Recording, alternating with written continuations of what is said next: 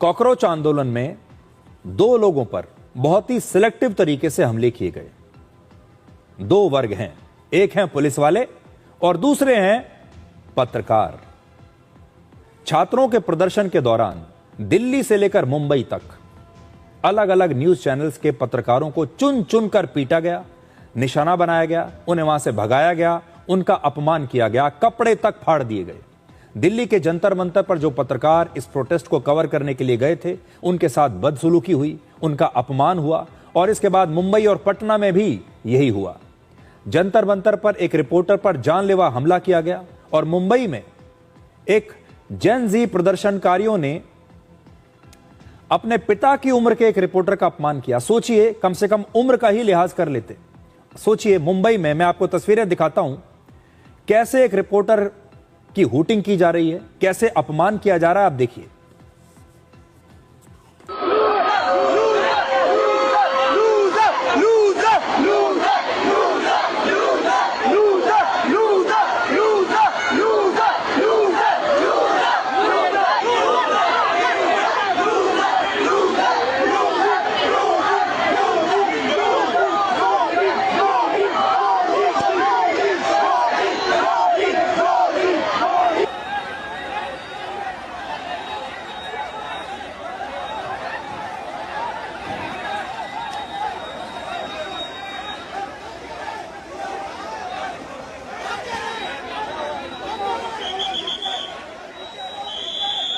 अलग अलग 6 दिशा से कुछ 100 मुक्के, लात, लाफे, पानी फेंकना, बॉटल्स फेंकना, मोबाइल, घड़ी, चश्मा सब छीन लिया। हाँ, और ये फाड़ दिया वो अलग।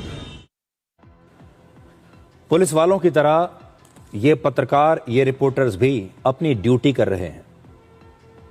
और हमारे देश में जब कभी कहीं बाढ़ आती है, कोई आतंकवादी हमला होता है, कोई रेल दुर्घटना होती है, कोई बहुत बड़ा भूकंप आता है, कहीं कोई युद्ध शुरू हो जाता है, यही रिपोर्टर्स अपनी जान खतरे में डालकर आप तक खबरें पहुंचाते हैं। ये रिपोर्टर्स उस समय ना अपने जान के बारे में सोचते हैं, ना अपने परिवार के बारे में सोचते हैं, अपनी ड्यूटी निभाते हैं। दुनिया की सबसे मुश्किल जगहों पर ये रिपोर्टर्स जाते हैं ताकि आप तक खबरें पहुंच सकें। आपको अपने घर से हिलने की भी जरूरत नहीं और आपको हर जगह से लाइव रिपोर्टिंग मिल जाती है इन्हीं रिपोर्टर्स के जरिए। ये रिपोर्टर सर्दी, गर्मी, बरसात हर बार आपको आपकी स्क्रीन पर खड़े हुए मिलते हैं और हर जगह से, ऐसी मुश्किल जगहों से आपके सामने खबरें लेकर आते हैं। इस मामले में भारत के सारे मीडिया को एक साथ मिलकर इन घटनाओं का विरोध करना चाहिए था, लेकिन भारत के सारे न्यूज चैनल्स इस मुद्दे पर अपनी एकता नहीं दिखा पाए।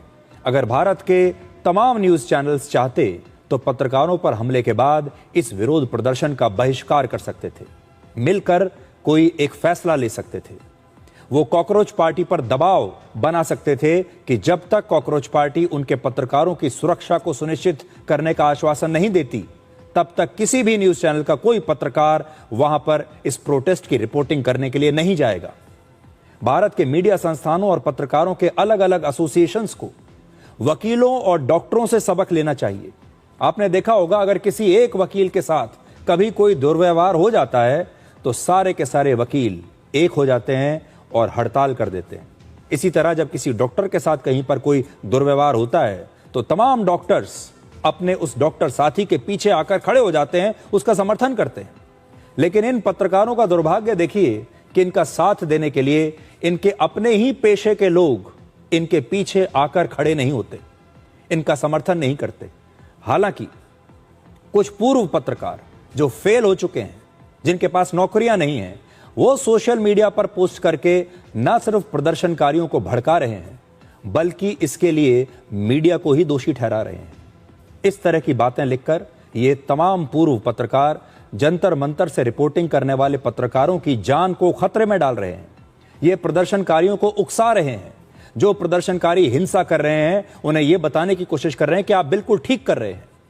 ये वो पूर्व पत्रकार हैं जो एक जमाने में बड़े बड़े मीडिया संस्थानों में काम किया करते थे और खुलकर अपना एजेंडा चलाया करते थे। फिर ये एक्सपोज हुए, इनकी नौकरियां चली गई क्योंकि इनका परफॉर्मेंस थर्ड क्लास था। कोई भी चैनल इन्हें अपने साथ अब नौकरी पर नहीं रखना चाहता। इनके पास कोई नौकरी नहीं। और आज के समय में इस प्रकार के जो पूर्व पत्रकार हैं, ये पूरी तरह से अप्रासंगिक हो चुके हैं और मजबूरी में इन सब को एक यूट्यूबर बनना पड़ा। अब ये सभी लोग अपने एक एक कमरे के छोटे छोटे यूट्यूब के स्टूडियोज में बैठकर दिन रात मेन स्ट्रीम मीडिया को ये बदनाम करते हैं और ऐसी बातें करके अपने व्यूज बढ़ाते हैं, अपने फॉलोअर्स बढ़ाते हैं और वायरल होने की कोशिश करते हैं, क्योंकि यही इनका बिजनेस मॉडल है। नौकरी इन्हें कहीं अभी मिलेगी नहीं, इसलिए ये भी क्या करें। लेकिन इन्हें यह देखना होगा कि जो बात आज खुलेआम बिना किसी कानून के, बिना किसी रोक टोक के ये बोलते हैं, क्या वो देश के लिए सही है, समाज के लिए सही है? अब ऐसे पूर्व पत्रकारों को आज की मीडिया और रिपोर्टर्स में ये सारी खामियां दिख रही हैं। ये कमाल की बात है।